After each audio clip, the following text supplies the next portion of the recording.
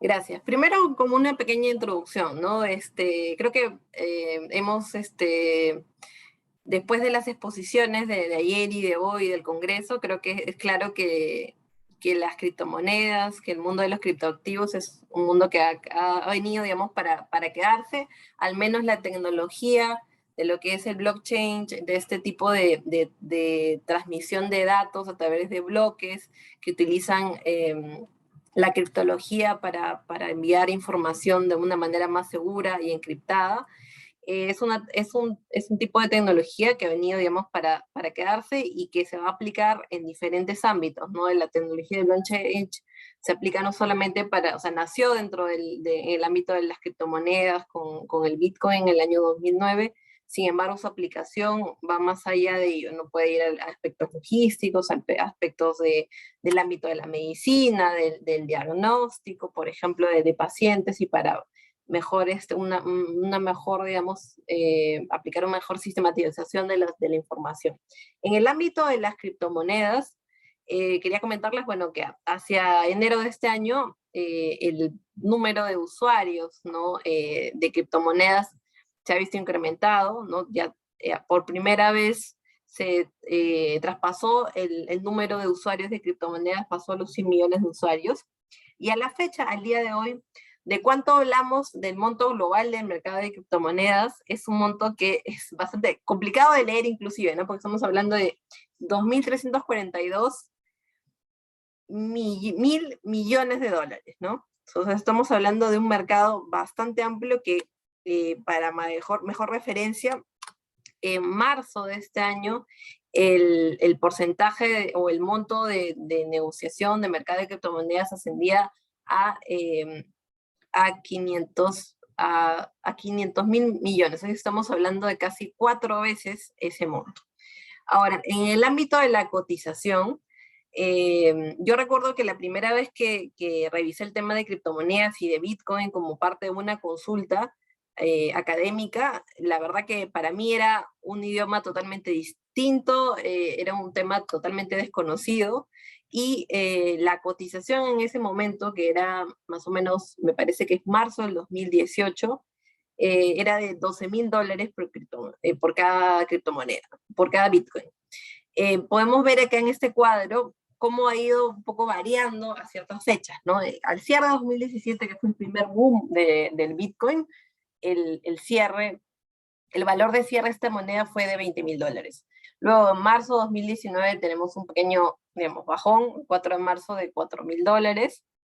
En marzo de 2021, la cotización llegaba a 56.000.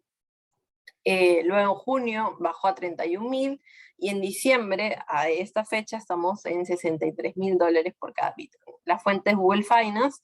¿Y por qué consideramos que, bueno, que este alto grado de volatilidad que caracteriza a algunas criptomonedas, o la mayoría, sobre todo a las que son más conocidas, como el caso del Bitcoin, tiene que ver mucho con el grado de confianza que transmite, ¿no? Los altos picos de valor que se han generado han sido sobre todo porque inversionistas o digamos, los influencers financieros como Elon Musk de la conocida empresa Tesla de autos eléctricos, por ejemplo, cuando se anunció la compra por Elon Musk más de Bitcoins, el precio se disparó, ¿no? Además, se permitía que, por ejemplo, se pudieran adquirir autos de la marca Tesla mediante el pago, la transferencia en Bitcoins.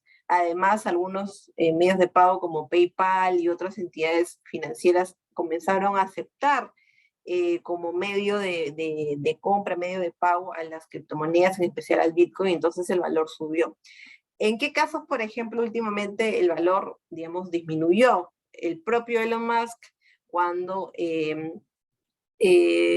dio unas declaraciones en el sentido de que la generación de criptomonedas, como ya se comentó, del procedimiento de minado, que implica la resolución de ciertos problemas matemáticos para los cuales se utiliza una gran cantidad de energía eléctrica, ¿no? Para que los procesadores solos, digamos, desarrollen y puedan resolver estos problemas matemáticos y que permitan que las transacciones se validen y esa información se vaya acoplando en bloques, ¿no? Que es la tecnología del blockchain, eh, requiere esta gran consumo de energía que finalmente es un consumo de energía que daña el medio ambiente, ¿no? Entonces, al reconocer este impacto negativo en el medio ambiente, es que algunos inversionistas, como Elon Musk, dijo, y el impacto es un impacto negativo, y bueno, iba a deshacerse de sus criptomonedas o iba a dejar de invertir. Entonces, una declaración que puede hacer vía una red social como puede ser el Twitter, puede causar un desplome de las inversiones y un desplome del valor de nuestras inversiones si nosotros estamos pensando en una inversión especulativa, ¿no? Hay muchas personas, yo conozco a algunos, bueno, a peruanos y también algunas personas del exterior que adquirieron esto en un momento hace 5 años, por ejemplo, y ellos no se van a desprender hoy por hoy de su Bitcoin o de la unidad de Bitcoin que tengan, cantidad de satoshis, que es digamos, la división de Bitcoin, o sea, como si fuese céntimos, ¿no? Porque ellos piensan, o lo que comentaban también es que en la medida que los bitcoins van a tener un número máximo limitado en el mercado que ascienda a 21 millones, hoy por hoy estamos en 18 millones, lo que va a generar es que este bitcoin se convierta en un depósito o una reserva de valor, ¿no? Entonces, como tal, va a generar que en el futuro sea un bien que ya de por sí es un bien escaso, que sea aún más escaso y que sea algo así como una reserva tipo el oro. Entonces, se prevé, bueno, los más optimistas dicen que el Bitcoin podría llegar pues a 200.000, 300.000 dólares en año y medio, dos, ¿no? Entonces hay muchas personas, sobre todo los que iniciaron, digamos, en este mercado, de repente alguna persona que era aficionado a las inversiones de bolsa, a los forex, a las divisas, o personas que, digamos, que tienen un manejo del tema tecnológico, de las computadoras, ingenieros de sistemas, etcétera, que tienen como reserva de valor estas unidades de Bitcoin, ¿no? Entonces, que no las van a reservar ahí para el futuro, digamos, como un tema de, quizás como algún sistema después de pensiones que les asegura un poco de rendimiento para un escenario posterior. Entonces, ¿qué es importante desde el punto de vista tributario? Como les digo, el derecho en general y la tributación depende mucho de qué cosa, o sea, para saber cuál es el tratamiento fiscal de una figura determinada, tengo que saber primero lo básico, qué cosa es esa figura, o sea, de qué estamos hablando cuando nos referimos a criptomonedas. Y bueno, en el Congreso ya todos los ponentes han hecho alguna referencia a la definición de criptomonedas. Y bueno, resaltar y agregar pues que son una clase de criptoactivos, ¿no? De intangibles que nacen como producto de una tecnología, digamos, de registro de un libro electrónico, que utiliza una tecnología de blockchain, que es una tecnología digamos, de transmisión de datos en bloques, ¿no? A través de una red de servidores que se van validando entre sí, ¿no? En un sistema cerrado, y que comprende los criptoactivos podemos definir hasta tres tipos de criptoactivos. No tenemos las criptomonedas o los tokens de pago, tenemos los security tokens, que son ya criptoactivos que tienen un valor, que representan derechos o que pueden ser considerados como securities o valores mobiliarios, ¿no? Y también tenemos los utility tokens, que básicamente son criptoactivos que nos dan derecho a adquirir, por ejemplo, a ingresar a una aplicación para algunos otros, para adquirir determinados bienes o servicios, ¿no? Que son como la puerta de entrada para una determinada aplicación. O sea, no son utilizados, por ejemplo, como instrumentos de pago. Ahora, existe un reporte de la OCDE, de la Organización de Cooperación y Desarrollo Económico, ¿no? Que agrupa a los países, digamos, más desarrollados, y que este reporte, que se denomina Taxing Virtual Currencies, an Overview Tax Treatment and Emerging Tax Policy Issues, es un reporte que básicamente nos da un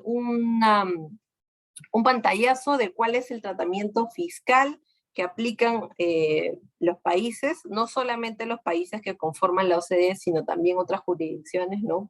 Porque se administraron a través de unos cuestionarios.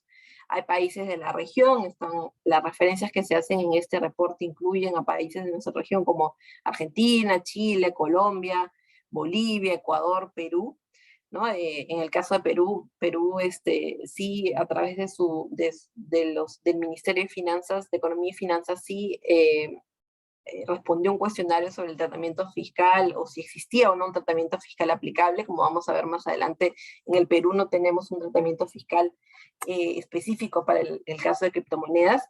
Pero este informe es importante y es relativamente reciente, de octubre de 2020, que nos dice un poco, nos presenta tanto cuál es la definición, digamos, de criptomonedas, qué elementos o qué fases de las criptomonedas son interesantes para el punto de vista tributario, fiscal, y nos indican cuál es el estado de la cuestión a nivel de los países, ¿no? Entonces vamos acá un poco a resaltar cuáles han sido las conclusiones de este informe, de este reporte de la OCDE, que trae muchos elementos importantes para tener en cuenta y que se van a aplicar. Al menos creo que el propósito de esta exposición no es determinar cuál es el tratamiento fiscal aplicable a cada uno de nuestros países, sino saber qué elementos hay que tener en cuenta para que nuestros legisladores, que en la mayoría de casos no ha dicho nada al respecto, puedan tener una guía para que más adelante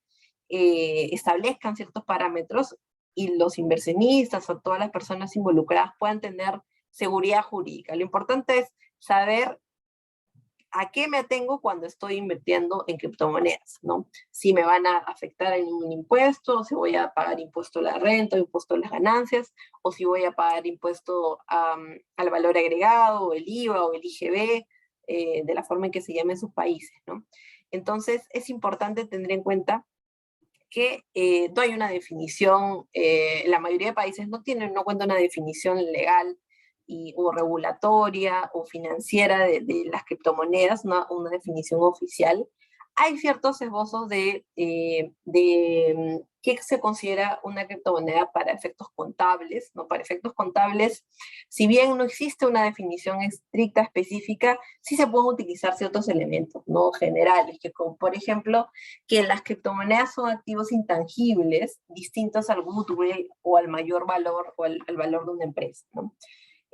Básicamente, ¿por qué? Porque es un activo que se puede separar de la persona que tiene la criptomoneda, y además se puede transferir a un tercero.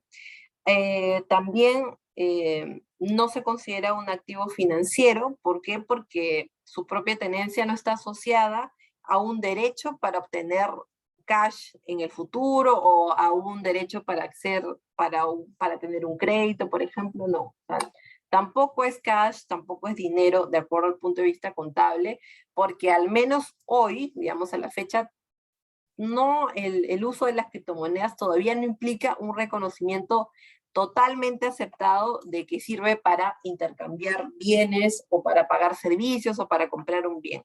Todavía, digamos, el mercado está en ciernes, y aún no existe una aceptación, digamos, del todo masificada para decir que cumplen las mismas funciones que el dinero.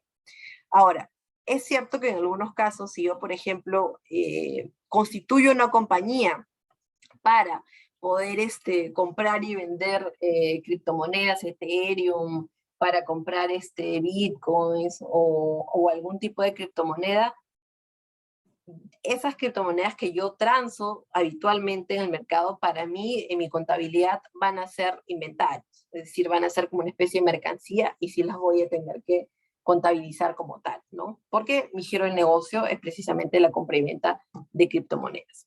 Ahora, para efectos fiscales, la mayoría de países coinciden en que estamos ante un activo intangible, ¿no? Incorporal. La mayoría de países no ha dado un tratamiento a las criptomonedas de un commodity o un instrumento financiero, un valor mobiliario, ¿no? ¿Por qué? Porque no tienen un valor intrínseco en sí mismo o básicamente no tienen, o sea, tienen un alto rango de volatilidad, al menos las que no son stablecoins o las monedas, criptomonedas estables, ¿no? Estas criptomonedas estables son aquellas que tienen una referencia, por ejemplo, en el dólar, en otra divisa, entonces su valor no se altera demasiado, ¿no? Puede ser, un día puede estar en $1, otro día en 0.80 centavos de dólar, 1.2, 1.5, entonces su rango va a ser siempre, el valor va a estar atado casi al valor de una divisa legal. Ahora, hay la minoría de países, como es el caso de Salvador, por ejemplo, en junio de este año, se decretó que el Bitcoin iba a ser una moneda, una divisa legal, es decir, tal como el dólar, ¿no? Iba a ser considerada como si fuese una moneda de curso legal, una moneda con respaldo, y un poco para hacerlo, digamos, también como un país atractivo para los inversionistas, ¿no? Entonces, nosotros podemos encontrar o ver referencias que en El Salvador puede haber una bodega, ¿no? En la cual se aceptan los pagos con criptomonedas, ¿no? Entonces, ese es un tipo de herramienta que ha utilizado este país para promover las inversiones y para un poco paliar alguna la inflación que se pueda generar en el país. Como sabemos, nuestras monedas fiduciarias o de uso legal están afectadas pues a la inflación. Entonces hay mecanismos que utilizan estos países para ser más atractivos, ¿no? Ahora, en Italia también el Bitcoin, algunas criptomonedas están consideradas como monedas o divisas extranjeras. En Polonia, por ejemplo, se considera como una representación digital de valor, es decir, que hace la función de dinero, las criptomonedas. Ahora, ¿cómo clasifican los países en las criptomonedas? Es un poco lo que adelantábamos, ¿no? Hay países que sí tienen una definición expresa de qué es una criptomoneda, ya sea en su legislación, a nivel, digamos, formalizado, o quizás a través de informes, ¿no? Por ejemplo, Alemania sí tiene una definición de las criptomonedas dentro de su marco normativo. Países como Perú no lo tienen. Ahí en este cuadro que ustedes pueden revisar, tenemos que Bulgaria, Costa Rica, Perú, México, Corea, España, al menos a octubre del año pasado, no tenían definido el marco legal de las criptomonedas en el ordenamiento. Es decir, hay un vacío, digamos, ¿no? Hay algunos, la mayoría, digamos, de países consideran a las criptomonedas como un mecanismo, un instrumento legal, ¿no? La mayoría de países no prohíbe su utilización. Hay algunos casos de países que sí tienen un veto total, al menos la referencia al reporte, entiendo que Bolivia mantiene este veto al uso de las criptomonedas como medios de pago. En el caso, por ejemplo, de Ecuador, que nos comentaban, me parece que la exposición del día de ayer también hay una, digamos, no es tan, digamos, hay unas ciertas normas que imposibilitarían un poco el reconocimiento de las criptomonedas como medios de pago. Sin embargo, en la práctica o en el mercado sí se transan, ¿no? En el caso de Rusia, Arabia Saudita, son jurisdicciones en las cuales hay impedimentos para las transacciones con las criptomonedas, ¿no?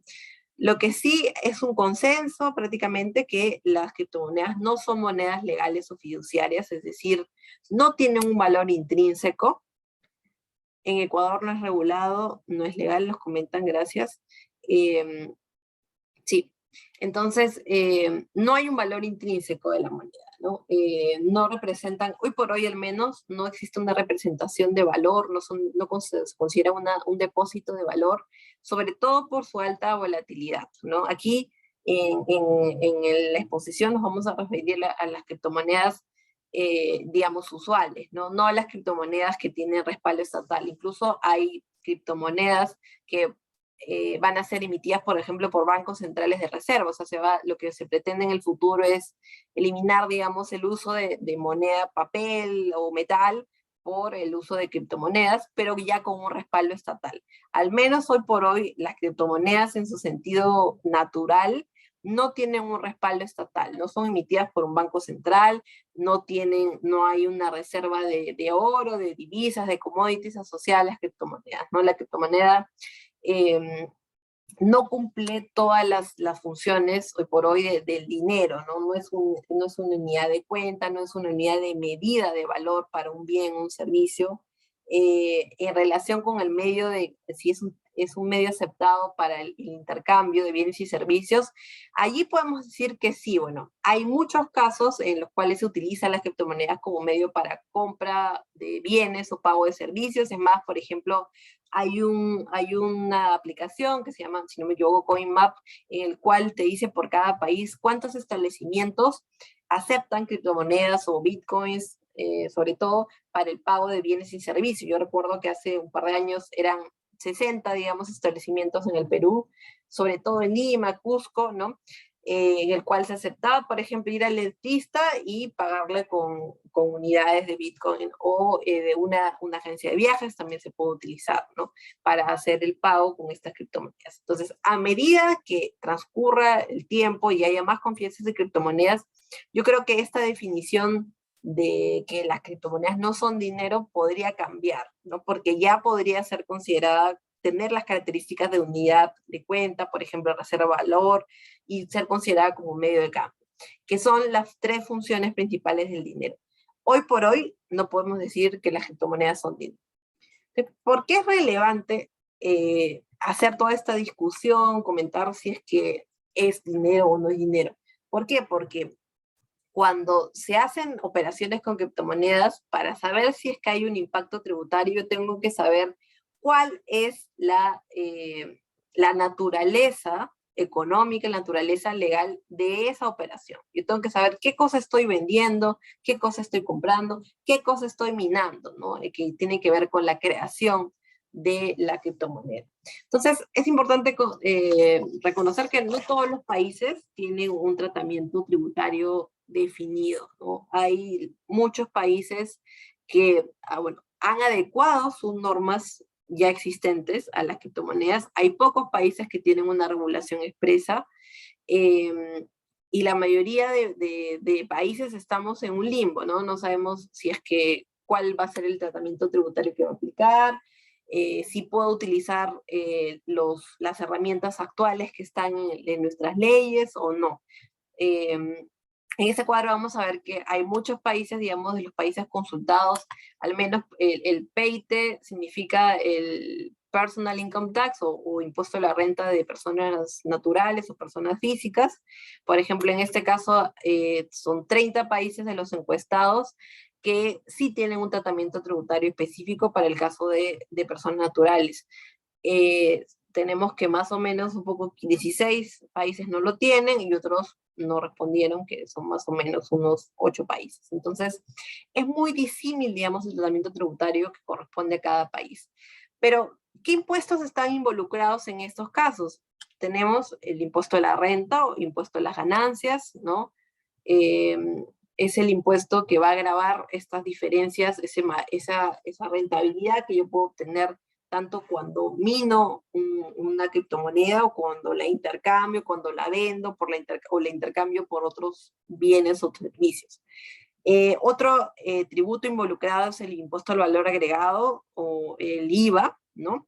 Y también impuestos patrimoniales. En algunos de esos países, por la tenencia o por el mero hecho de tener inversiones o por el hecho, por ejemplo, de tener algún patrimonio importante, se considera que uno debe pagar un determinado tributo. En el caso, por ejemplo, de Perú no tenemos un impuesto así a la fecha, pero sí tenemos un impuesto a la propiedad predial. Por ejemplo, si uno tiene un inmueble, cada año debe pagar un impuesto municipal sobre el valor de tu inmueble. En este caso, estamos hablando de impuestos patrimoniales, ¿no?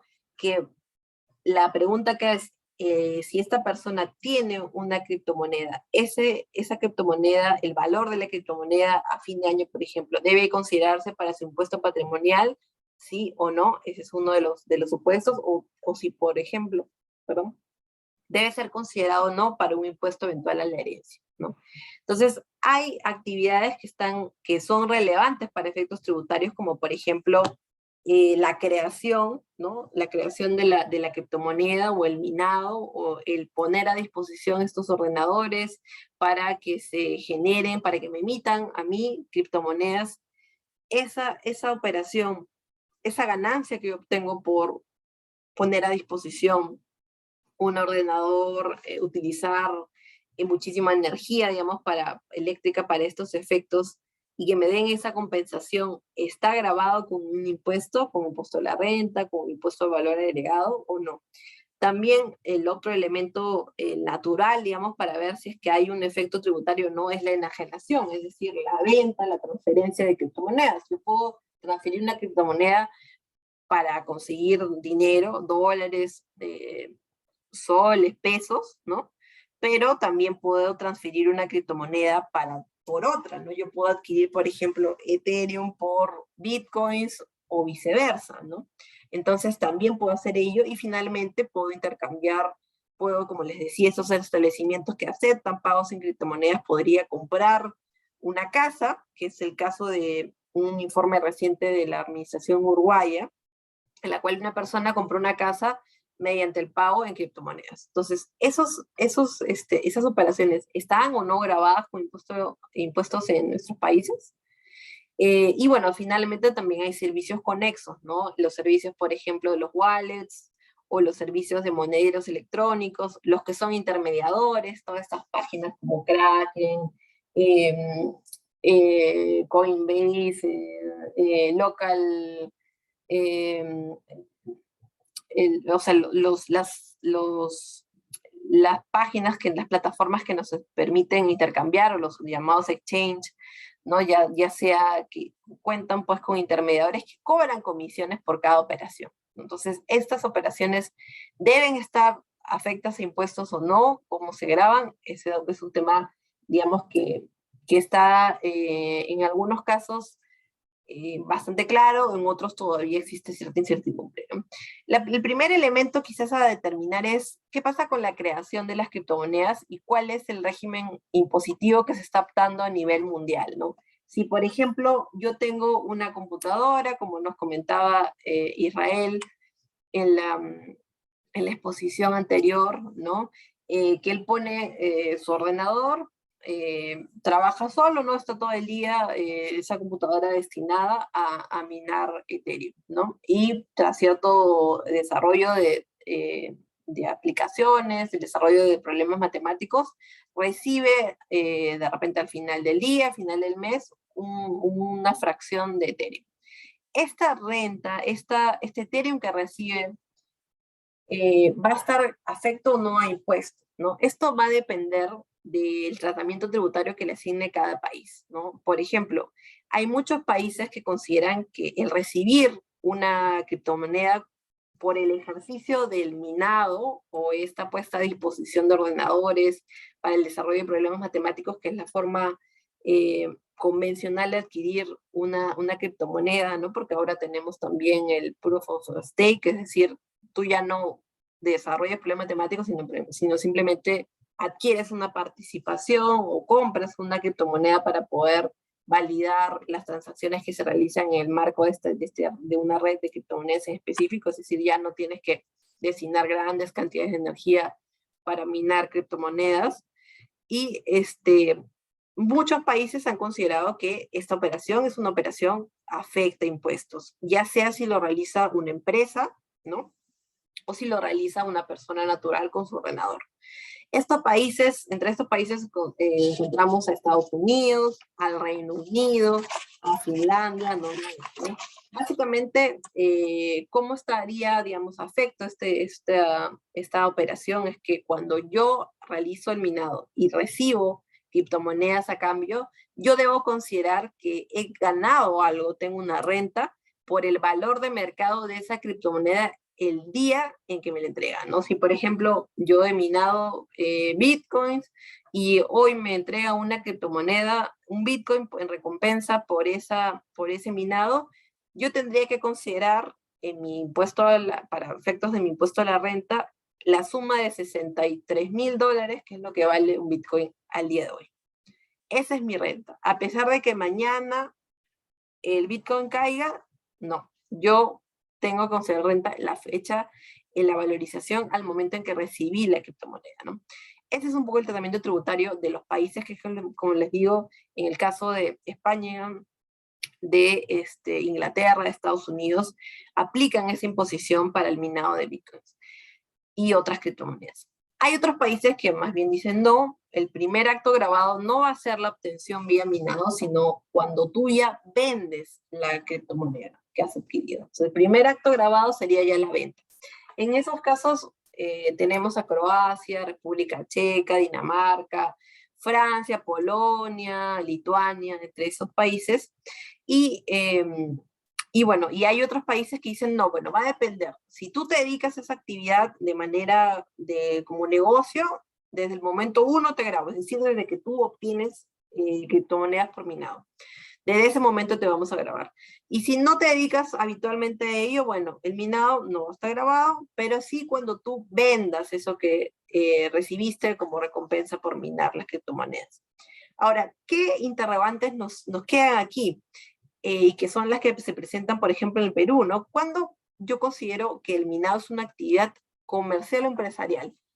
Tiene que ver, por ejemplo, cuántos procesadores tengo. Antes, digamos, se utilizaban muchos procesadores para minar criptomonedas, ¿no? Porque la tecnología no había avanzado tanto, pero hoy por hoy lo que se hace es utilizar ciertos chips, o sea, o dispositivos, por ejemplo, de imágenes, ¿no? Entonces estos chips hacen que el proceso sea mucho más rápido y y se consuma menos energía eléctrica, por ejemplo. Entonces yo recuerdo que hace un par de años, cuando estaba haciendo el primer artículo sobre criptomonedas que publiqué en Perú,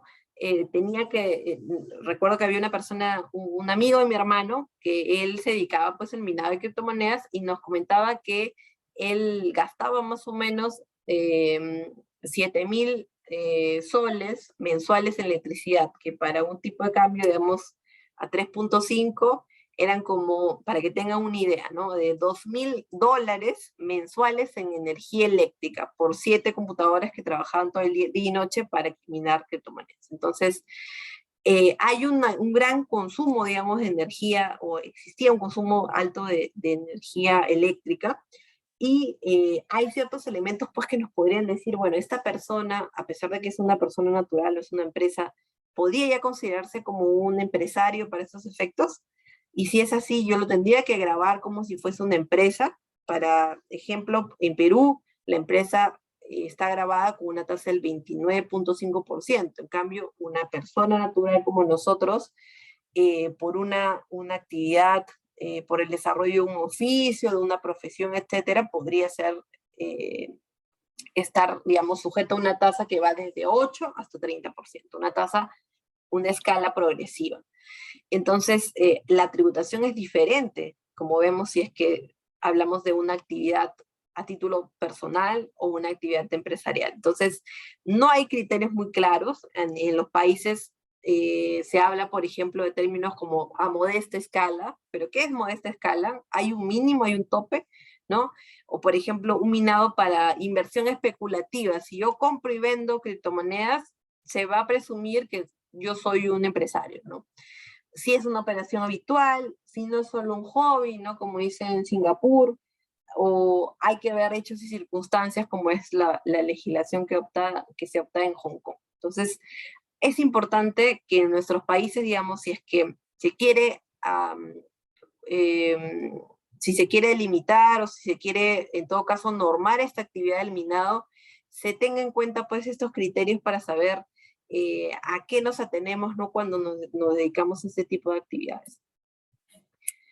Luego tenemos la operación digamos, la operación natural por la cual una criptomoneda podría generarnos el pago de impuestos, porque nosotros, o sea, la mayoría de nosotros vamos a adquirir probablemente criptomonedas no porque minamos o porque ponemos a disposición nuestros ordenadores, sino porque compramos, ¿no? Porque, por ejemplo, vamos a un exchange y compramos una criptomoneda, o vamos a un mercado local en peer-to-peer, es decir, de contacto directo con el vendedor, y adquirimos criptomonedas, o de repente también es el caso, ¿no? Esta persona, este amigo de mi hermano, a él le pagaban en su empresa, la empresa se dedicaba a dar recursos relacionados a computación, marketing digital, y el empleador le pagaba en satoshis, ¿no? Por ejemplo, en fracciones de criptomonedas, en Ethereum, etc. Entonces, en esos casos, esta persona adquiere la criptomoneda como pago por su trabajo, ¿no? Por el desarrollo de una actividad de título laboral o prestación de servicios independientes. Entonces, hay diferentes formas de conseguirlas. Entonces, cuando yo enajeno criptomonedas, ya sea por moneda legal, es decir, por soles, por dólares, por pesos, o si la adquiero, la cambio por otros activos, por otras criptomonedas, o de repente compro bienes o adquiero servicios, normalmente los países han considerado que esta operación debe ser grabada. Hay pocos países, Italia, por ejemplo, Holanda, Portugal, Suiza, en los cuales esta venta de criptomonedas o transferencia de propiedad de criptomonedas no está grabada. La mayoría de países, como ven en este cuadro digamos, conjuntos concéntricos, los que están en el medio consideran que los tres tipos de enajenación, es decir, intercambio de criptomonedas por dinero, intercambio de criptomonedas por otras criptomonedas y el intercambio de criptomonedas por bienes o servicios, siempre va a estar grabado, que son todos estos países: Argentina, Australia, Brasil, México, España, Suiza, Noruega, Japón. Todos consideran que estas operaciones están grabadas. Ahora, si quien vende es una persona natural, en la mayoría de países tienen un régimen especial. Las ganancias de capital, por ejemplo, venta de acciones, venta de bonos, siempre tienen un régimen más favorable, una tasa menor, y también se garantiza que se deduzcan ciertos costos, ¿no? Por ejemplo, el costo de adquisición, el costo del minado, el costo de la energía eléctrica, se utilizan como gastos deducibles para determinar la renta por esa venta de criptomonedas. Ahora, hay casos en los cuales, como les decía, las criptomonedas me pueden servir para adquirir un bien o para pagar un servicio. En ese caso, para la persona que le pagan con una criptomoneda, el valor de la contraprestación o cuánto gana, porque esta persona probablemente, si presta un servicio, va a estar grabado con algún impuesto en su país, la contraprestación en ese caso va a ser el valor de mercado de esa criptomoneda. Si a mí me pagan por, no sé, por dar un servicio, asesoría legal, en criptomonedas, yo tendría que considerar como renta el valor de la criptomoneda en el momento que me la transfiere, ¿no? Entonces, va a ser un mecanismo de pago. Y para el que transfiere su criptomoneda, para el que paga con esa criptomoneda, va a haber una especie de trueque, ¿cierto? Va a haber un intercambio de esta criptomoneda por un bien o por un servicio. Entonces, digamos, el consenso, la mayoría de países graba la venta de criptomonedas. Vamos a ver igual al final de la exposición un poco el tratamiento tributario de algunos países de la región. En relación al impuesto a las ventas, la aproximación ha sido mucho más práctica. O sea, en este caso, los países, sobre todo en el caso de la Unión Europea, lo que pretenden es dar el mismo tratamiento a los servicios o el intercambio de bienes vinculados a la criptomoneda que el intercambio, por ejemplo, de divisas. En ese sentido, lo que se ha propuesto es una aproximación más práctica y considerar que cuando uno vende una criptomoneda, la transfiere, por ejemplo, por otra criptomoneda o por dinero, es decir, por una moneda de uso legal, en este caso no esté grabado con el IGB o con el IVA, o el impuesto de valor agregado, porque se entiende que se están intercambiando divisas, ¿no? O sea, no hay ningún servicio, no hay una venta de bienes, es simplemente intercambio de dinero. Esta es la aproximación práctica que se ha dado en un caso emblemático, que es el caso Skattenberg versus Hedvig en Suecia, ¿no? Que ha impulsado que todos los demás, digamos, las demás jurisdicciones europeas apliquen el mismo criterio. Es decir, en Europa, cuando uno vende criptomonedas, esto no va a estar grabado.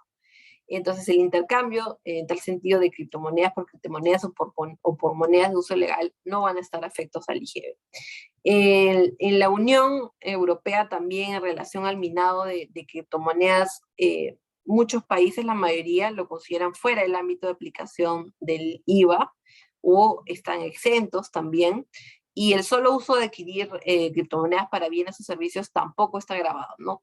Pero lo que sí está grabado con el IVA ya es la misma venta de bienes. Como les decía, si una empresa vende un bien y le pagan con criptomonedas, el valor de la criptomoneda es el valor del precio, el valor de la contraprestación. Es decir, por ahí eso va a seguir, solamente que es un pago en especie.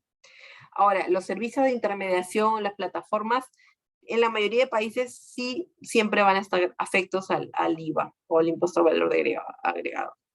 Ahora, otros tributos en relación, como les comentaba, el impuesto patrimonial, el impuesto a las herencias, se ha optado porque las criptomonedas forman parte de la base imponible de esos tributos. Ahora, ¿qué problemas tenemos y que se resaltan en el reporte de la OCDE para determinar la renta? Yo recuerdo que cuando, bueno, en otras conferencias que he dado a nivel de Perú, muchos me preguntaban, yo, por ejemplo, hay una persona que se dedica a la compra-venta de criptomonedas y, como ustedes saben, estos wallets o monederos electrónicos no están físicamente en nuestros países, ¿no? Nuestro dinero, nuestra inversión, sale una primera, digamos, transferencia de nuestra cuenta hacia ese monedero virtual o al exchange para adquirir determinada criptomoneda, y luego mi dinero se queda ahí, en ese wallet o en ese exchange, y no lo voy a traer hasta que yo lo decida, porque yo normalmente lo que va a pasar es que mando el dinero ya, adquiero criptomonedas y comienzo a comprar y vender, a veces gano, a veces pierdo, adquiero bitcoins o fracciones de bitcoin, luego Ethereum, luego adquiero alguno de las nuevas criptomonedas, por ejemplo, las que están o stable coins o criptomonedas con una base más estable, con un referente en dólar, y finalmente puedo pasarme años y no traer la inversión, a pesar de que lo puedo hacer. Entonces, ¿en qué momento la administración tributaria en nuestros países debe considerar que debo considerar la renta ya propiamente grabada en nuestros países? En el momento en que yo ya hice un corte, digamos, a fin de año y determiné que gané, o recién cuando voy a traer ese dinero a mi país o pedir que, digamos, o utilizar, por ejemplo, una tarjeta de crédito con esa ganancia. Porque acuérdense que este caso es un caso complejo, porque de repente, o sea, ahora que se masifique, digamos, el uso de las criptomonedas, yo quizás puedo nunca traerme el dinero así tal cual, físicamente, sino podría con esas criptomonedas comprar bienes, comprar servicios, podría de repente comprarme una casa con ello. Entonces, ¿en qué momento deberá reconocerse ese impuesto a la renta o ese IGB o el impuesto que corresponda en nuestro país? Entonces, hay muchas interrogantes. Otro elemento es cuál es el costo de adquisición que debo considerar. ¿Qué pasa si yo adquirí 400 criptomonedas en el momento 1, luego vendo la mitad, luego adquiero 500 más, luego vendo 200, entonces hay un costo promedio ponderado que debo utilizar, o debe ser los primeros que entraron son los primeros que salieron y ir haciendo una regla de valor del costo computable? Ese es otro elemento también a esclarecer. Y un último elemento que podemos considerar también y que es sumamente importante es cuál es el valor de mercado que utilizo.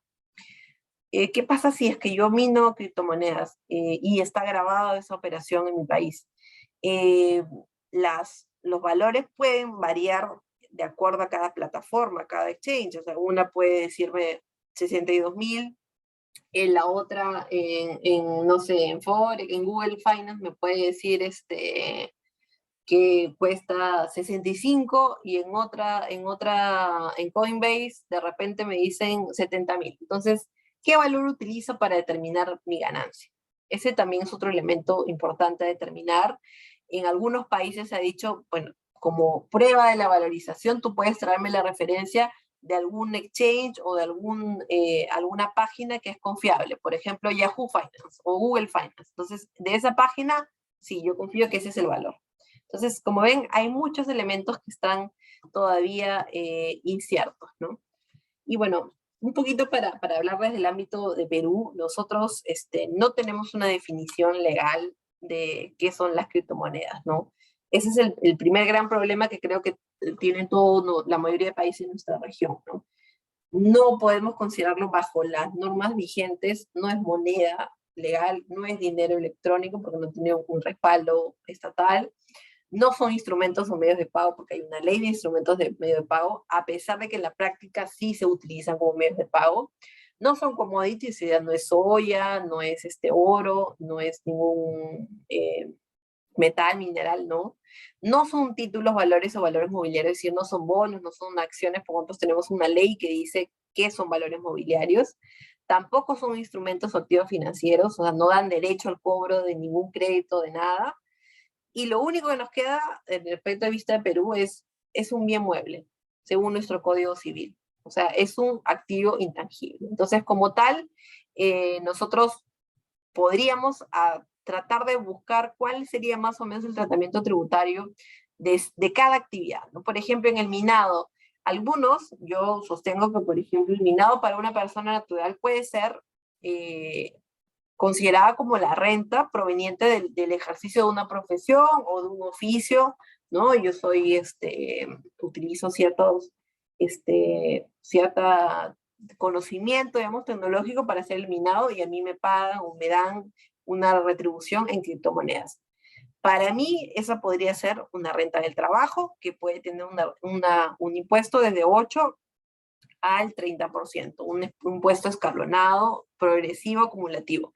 Sin embargo, hay otras opiniones que dicen que en Perú, ¿no? Que el minado de criptomonedas ya es una actividad empresarial, porque yo tengo una cantidad de ordenadores, he hecho una inversión importante, día y noche están funcionando estos aparatos, y debe ser una actividad empresarial porque yo invertí bastante capital en ello. Entonces, en ese caso, ya la tasa no sería del 8 al 30, sino sería de frente a 29.5.